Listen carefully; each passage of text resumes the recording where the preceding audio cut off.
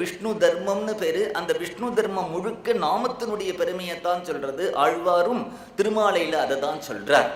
காவலிற் புலனை வைத்து கலிதன்னை கடக்க பாய்ந்து நாவலிட்டு உழிதருகின்றோம் நமந்தமர் தலைகள் மீதே மூவுலகு உண்டு உமிழ்ந்த முதல்வா நின் நாமம் கற்ற ஆவலிப்பு உடைமை கண்டாய் அரங்கமா நகருளானே. முதல்ல பெருமாளை பார்க்கிறார்.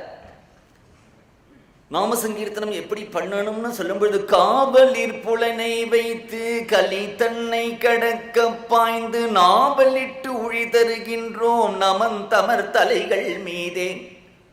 காவல்னா ஜாக்கிரதை. நல்ல காவல் போட்டிருக்கோம் இல்லையா? அப்ப காவலில் புலனை வைத்து 5 இந்திரியங்கள் இருக்கு இல்லையா? அந்த 5 இந்திரியங்களை ஜாக்கிரதையா அடக்கி கண்ணோ காதோ மூக்கோ இதெல்லாம் சரியான வழியில போகிறதா தவறான வழியில போகாம இருக்கான்னு ஜாக்கிரதைப்படுத்தி களி தன்னை கடக்க பாய்ந்து. களி அப்படின்னுட்டா பாப்பம்னு அர்த்தம். களி அப்படின்னுட்டா சனி அப்படின்னு ஒரு அர்த்தம். மகாபாரதத்திலேயே களியினுடைய அவதாரம் தான் துரியோதனன். அந்த துரியோதனன் என்ன பண்றான் அப்படின்னுட்டா திரௌபதியினுடைய வஸ்திரத்தை இழுத்து அவரை அவமானப்படுத்தணும்னு ஆசைப்படுறான். அப்படி ஒரு சம்பவம் நிகழறது. திரௌபதி யாரு அப்படின்னுட்டா அவ அக்னியிலிருந்து வந்ததுனாலே அக்னியிலிருந்து தோன்றக்கூடியது தெய்வம். தத்துவார்த்தம் சொல்றேன். துரியோதனன் களி, திரௌபதி அக்னியிலிருந்து வந்ததுனால தெய்வம். இந்த களி என்ன பண்றதுன்னா தெய்வத்தை அலட்சியப்படுத்தி அவமானப்படுத்துறதுல களிக்கு ஒரு குஷி. பீஷ்மர், துரோணர், விதுரர் போன்றவர்கள் எல்லாம் உட்கார்ந்து இருக்கா. அவர்களுக்கு இது சரியா தப்பா தெரியலே அப்படின்னுட்டா சனாதனமா வைதிக ஆச்சாரங்களை பேசிண்டும் அதை பின்பற்றின்னு இருக்கிறவாளுக்கு இப்ப என்ன உபாயம்னு தெரியல. இந்த தெய்வத்தை எப்படி காப்பாத்துறதுன்னு தெரியல. அவர்கள் எல்லாம் வஞ்சகமா களி அடக்கெடுத்தோ, தர்மத்தை அடக்கெடுத்தோ, வீரத்தை அடக்கெடுத்தோ, பராக்கிரமத்தை அடக்கிட்டோ, சூதாட்டத்தில் அடக்கின மாதிரி வஞ்சகமா அடக்கிட்டதுனால இப்ப அந்த தெய்வமே தன்னை ரட்சிக்கிறதுக்கு ஒரு வழியை காண்பிக்கிறது கோவிந்தா அப்படின்னு. உடனே இங்க சிச்சுவேஷனே மாறி போயிடுத்து. தெய்வம் நமக்கு என்ன சொல்ற, நாம சங்கீர்த்தனத்தினால உன்னையும் நீ காப்பாத்திக்க முடியும், என்னையும் நான் காப்பாத்திக்க முடியும். அதுதான் அதுல இருக்கக்கூடிய மெசேஜ். அப்ப இவர்களால முடியாத பொழுது தெய்வமே கோவிந்தான் அலறித்து அப்படின்னுட்டா நாமம் தான் கதி. இங்க களி அப்படின்ட்டா களி தன்னை கடக்க பாய்ந்து. மனசுல இவ்வளவு வாசனைகள் பாபங்கள் இருக்கே, இதெல்லாம் நாங்க கடந்துட்டு நாவலிட்டு உழு தருகின்றோம். இங்க யமனுடைய தலைமையில இப்படி முண்டா தட்டிண்டு ஆடுறாளாம். நாவலிட்டு உழி தருகின்றோம் நமந்தமர் தலைகள் மீதே. உடனே பெருமாளை பார்க்கிறார் ரங்கநாதனை. இந்த இடத்துல பெரியவாச்சான் பிள்ளை வியாக்கியானம் காவலில் புலனை வைத்துன்னு சொல்றாரு. நாம சங்கீர்த்தனத்துக்கு நம்ம என்ன சொல்லிட்டு இருக்கோம்? விதி நிஷேதங்கள் எதுவும் கிடையாது. குளிச்சுட்டு தான் சொல்லணும், குளிக்காம சொல்லக்கூடாது, தெற்க பார்த்து சொல்லக்கூடாது, அப்படிலாம் நிறைய ஒண்ணுமே கிடையாது அதுக்கு. அப்ப காவலில் புலனை வைத்துன்னா என்ன ஆகும் அப்படின்னா அவர் பிரிச்சு காண்பிக்கிறார். காவல் இல் புலனை வைத்து, புலன்கள்லாம் ஓடுறபடி ஓடட்டும், நீ கவலைப்படாத, நாம சொல்லிட்டு காவல் இல் அப்படிங்கிறார். பகவான்ட்டு உன் புலன்கள் எல்லாம் காவலுக்கு ஒப்படைச்சுடு, நீ ஜாக்கிரதையா பார்த்துக்க மாட்ட, உன் புலன்களை அவர் பார்த்துப்பார், அவருடைய பொறுப்புல ஒப்படை. நாம சங்கீர்த்தனம் பண்ணக்கூடிய நாங்கள்லாம் யாரு அப்படின்னுட்டார்? யமனுடைய தலையில நாங்கள் எல்லாம் முண்டா தட்டிண்டு ஆடுவோம். ஏனென்றால் எங்களுக்கு இனிமே நரகவாசம் கிடையாது, திருப்பி மரணம் கிடையாது, ஏன்னா பிறப்பு கிடையாது. இப்படி சொல்லிண்டே ரங்கநாதனை பார்க்கிறார். மூவுலகு உண்டு உமிழ்ந்த முதல்வானின் நாமம் கற்றா அவலிப்பு உடைமை கண்டாய் அரங்கமா நகருளானே. பெருமாளை வம்புக்கு இழுக்கிறார். என்ன வம்புக்கு இழுக்கிறார்னா பெருமாளை பார்த்து சொல்றார், உன்னுடைய வாய் மணக்கிறதா, என்னுடைய வாய் மணக்கிறதா? ரங்கநாதன் திருன்னு முழிக்கிறான். அந்த பக்தாள்கிட்ட பகவான் சில சமயம் மாட்டிட்டு முழிக்கிறது உண்டு. அதே மாதிரி இப்ப ரங்கநாதரை பார்த்து வம்புக்கு இழுக்கிறார்.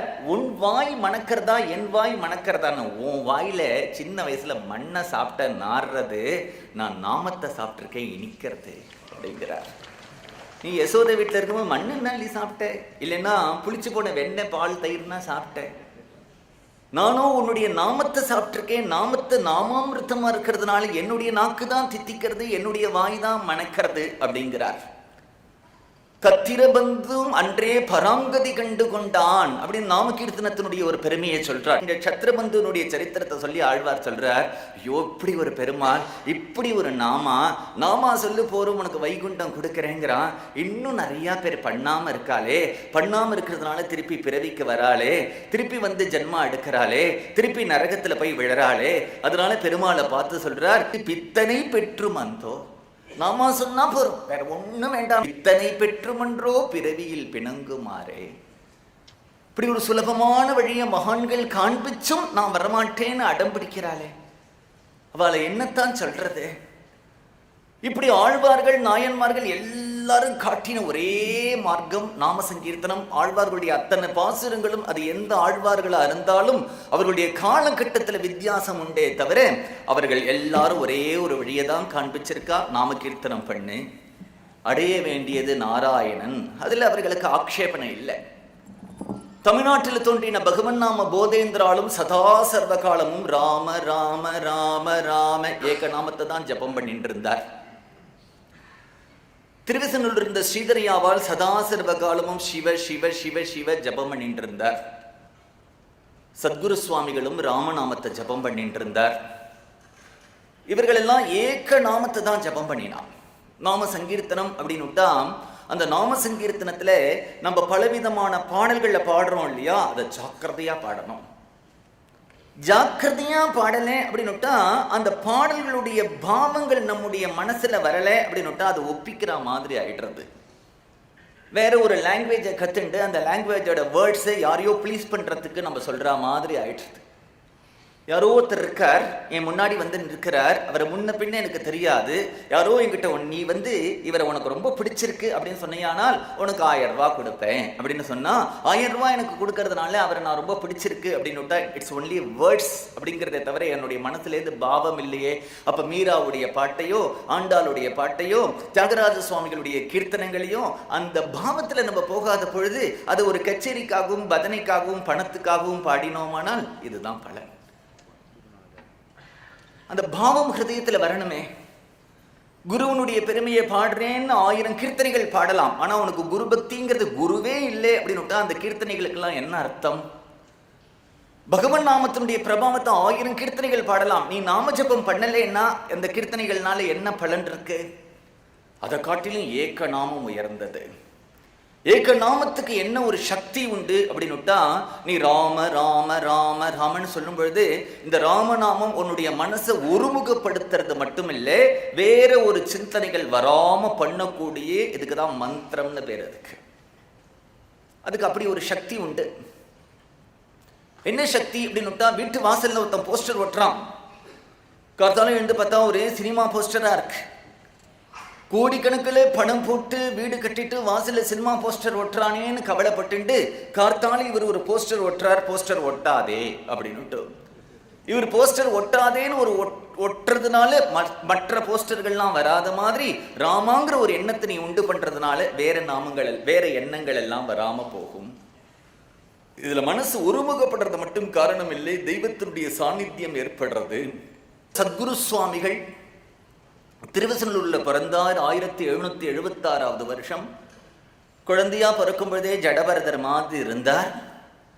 மணஞ்சேரி கோபால பாகவதர்னு ஒரு பாகவதர் அவருக்கு ராமநாமத்தை உபதேசம் பண்ணு, அதிலிருந்து தான் அவர் பேச ஆரம்பிச்சார். எப்பொழுதும் ராமநாமம் சொல்லுவார். ஒரு சமயம் ஒரு ஆஞ்சநேயருடைய கோவில் உட்கார்ந்து ராமநாமம் சொல்லிகிட்டே இருக்கார். அவர் அவெல்லாம் சாஸ்திரிகள், புரோகிதர். அன்றைக்கு அவ அப்பா பக்கத்து கிராமத்துல போய் ஒரு ஸ்ராத்தம் பண்ணி வைக்கணும். அவ அப்பாவால போக முடியாது, இவர் அனுப்பியிருக்கா. இவருக்கு வெங்கடராமன் பேரு. இப்படி ஆஞ்சநேயர் கோயில பார்த்த உடனே 12 மணிக்கு தானே ஸ்ராத்தம் பண்ணணும், அது வரைக்கும் நேரத்தை ஏன் வீணாக்குவானே அப்படின்னு அங்க உட்கார்ந்துட்டு இப்படி ஜபம் பண்ண ஆரம்பிச்சார். தன்னை மறந்தார். சாயங்காலம் 5 மணி ஆச்சு. நம்ம ஒரு ஸ்ராத்தத்துக்கு போனவேங்கிற சிந்தனை அப்பதான் வந்தது. பார்த்தா ஆஞ்சநேயர் கையிலே ஸ்ராத்தத்துக்கு போயிட்டு வந்த தட்சணை தாம்பூலங்கள்லாம் இருக்கு அப்படின்னுட்டா, நீ பகவான் உலகத்தை மறந்து பகவானை நினைச்சியானால் உன்னுடைய காரியத்தெல்லாம் பகவான் பண்றதுக்கு வரான்.